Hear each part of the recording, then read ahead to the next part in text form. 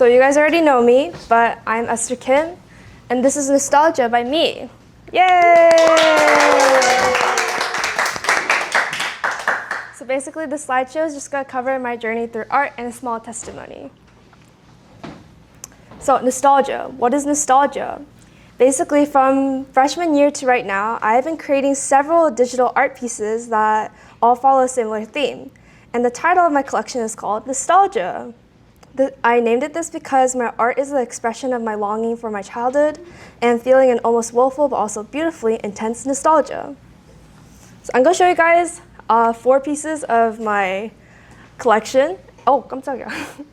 And each piece is going to have like a small description of it, like what's going on in the image, and I'm just going to read that to you guys. So this is my first one. Wow. Yeah. It's called A Goldfish Dream, and I made this on July 17th. The description says, a little girl looks up at a huge goldfish, a small smile fixed on her face. The space around her warps and becomes a blur, as if she's trapped in a trance, in a dream, a goldfish dream. Yeah, so this is actually the drawing that I made that kind of started my entire collection, so it has a special place in my heart. Moving on. Next one is called Innocence. My sister really likes this one, actually. I made this the day after the other one, actually, July 18th. Fish are everywhere, like literally everywhere. Their scales are shades of blues and bluer blues, but one stands out. One is different. It's bright orange, and the stark contrast illuminates a glow around it. But as bright as it is, it's also incredibly small. Yeah. This is one of my favorite ones. It's called Daydreaming. I made this on July 19th. Amidst the kelp and the seagrass, a young girl is stuck in the deep sea foliage, but she seems unaware. Instead, something swims in her mind. A thought so loud, so clear, it's like it pops right out of her head. Hence the fish. Thank you. This I really like. I used a lot of the colors that I like bright greens and bright yellows. It's called Memories, and I made this on November 8th. She smiles, a cheery grin that can only be held by someone untouched by neither time or reality. Goldfish like stained glass swarms her. The light passing through them is rainbow, and it licks her skin like magic, like love. So, let's talk about the fish. If you haven't noticed yet, I have a very special place in my heart for fish. I personally think that they are very, very cute, and I really like looking at them, from the way they move and the way they look. Something about them just seems otherworldly and magical to me. But in my art, my fish usually represent memories. Like I said, the overall theme of my collection is feeling nostalgic and thinking about my childhood, and that's why most of my pieces show young girls with memories or my fish. So I'm gonna go back to each piece and kind of explain what the fish mean in each of them. For this one, I made this while thinking a lot about my childhood memories. I was really lost in my thoughts, and I kind of wanted to show that through a huge goldfish. So essentially, this little girl is looking back at this huge goldfish, which represents my childhood memories. And I wrote in the description here, the space around her warps and becomes a blur. And I wrote that because usually when I'm thinking, I think really deeply and I kind of get lost in my thoughts. So I kind of wanted to show that like that. Yeah. For this one, it's a little weird. Most of my pieces kind of have weird meanings behind them, but essentially it's like taking place inside my head. Like these are my thoughts. The background blue fishies are representing my more recent memories from like high school and middle school. And they're like dull and blue and kind of fade into the background because I was not very happy at that time. But the small goldfish represents my childhood memories, and it's really bright, but it's also very small because it was so far back and I kind of forgot about them, you know? So that's what it represents. This one, it's a bit more obvious now that you know what the fish means. Like I said, I daydream a lot, and when I think in images. So whenever I'm daydreaming or when I'm lost in thought, I kind of lose sense of everything, and the images I see are very clear. So I kind of wanted to show that through a goldfish popping right out of my head. This one is called Memories because a lot of times when I think about my childhood, I feel really happy because I feel so blessed to have such a precious childhood. Like, I have a lot of good memories with my family, going to good places, having good times, and I kind of want to show that. And she's swarmed by little goldfishies because in my vision, when you're like swarmed by fish, I feel like it feels really nice, like them slightly grazing your skin, kind of like how a memory kind of passes and goes, like a fish.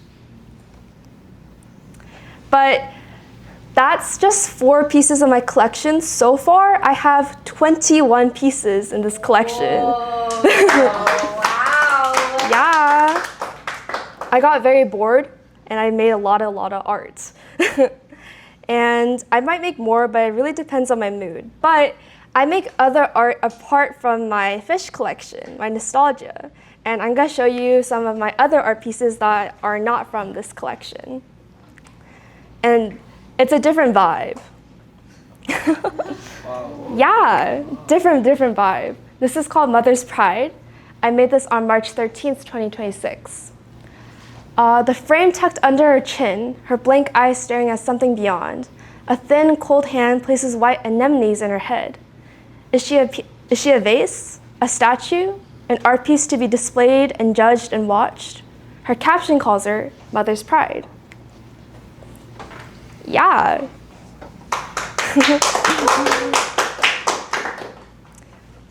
Ooh. My sister got scared when I showed her this. So this one's called Smile. I made this on May 16th.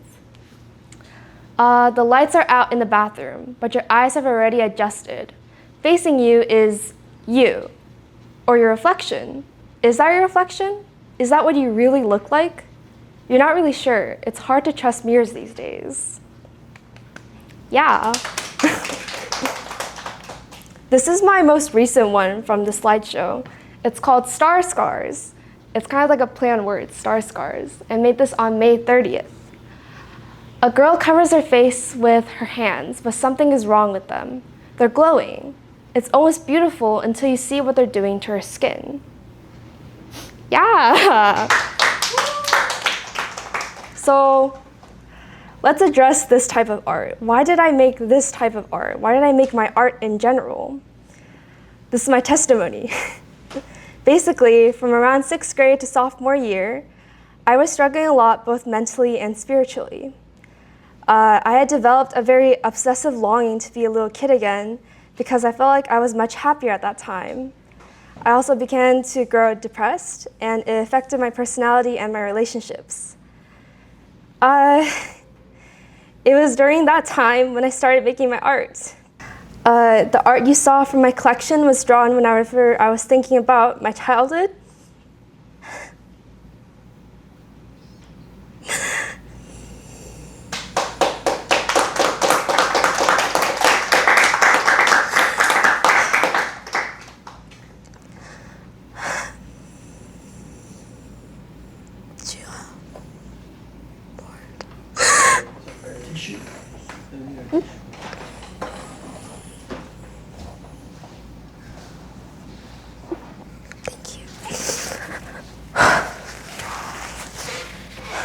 And the other art was drawn whenever I was thinking about myself in the present, which explains the stark difference between them.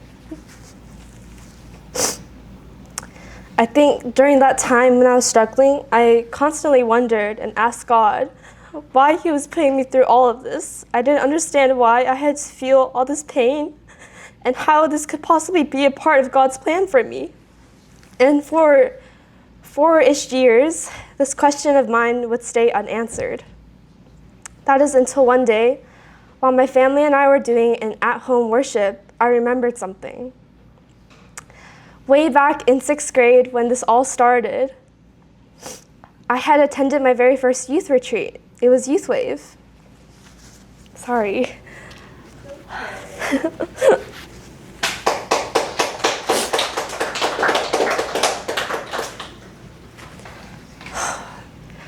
I remembered how much pain I was in at that time and how I had cried so much, begging God for forgiveness and something else. I remember that at that retreat, I had given God a very specific prayer. I asked him to change me. God. For a little context,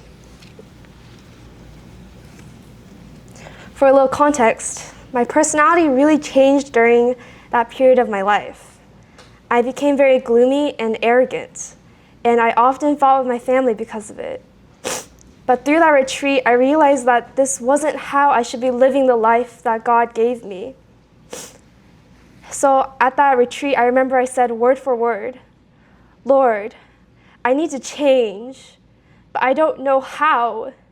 So please, Lord, you can do whatever you want with me, as long as in the end, I changed. Upon remembering this, I realized, wow, God really answered me.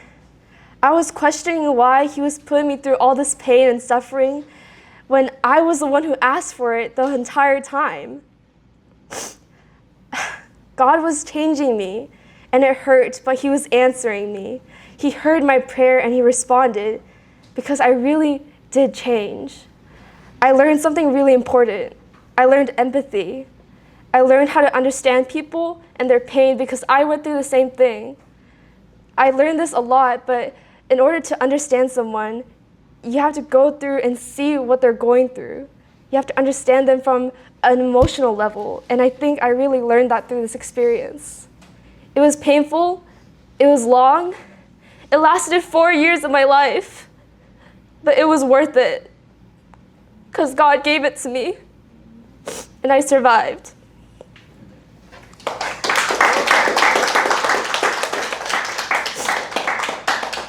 Something I really want to tell you guys through this journey I had is prayer works. Amen. This is something I say a lot these days, but prayer really works. I gave this prayer to change me when I was in 6th grade, and I finally realized it was answered 4 years later. It will take a long time sometimes. You'll think that God is ignoring you, or he's abandoned you, or he's not responding to you, or he's forgotten you, or he hasn't heard you. But trust me, he hears every single thing you say, not even the words, your emotions. He feels you, he knows you, and he understands you because he loves you. Prayer works every time because God is real and God is alive and he loves you. If you guys have any struggles or burdens, I pray that you guys will seek God for help, because he's waiting for you, arms open. He's always waiting for you. He loves you guys, and I want you to remember that. Prayer works.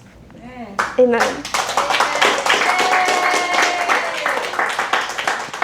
Thank you. That was my presentation, and that's my Instagram if you want to follow me. All right, guys.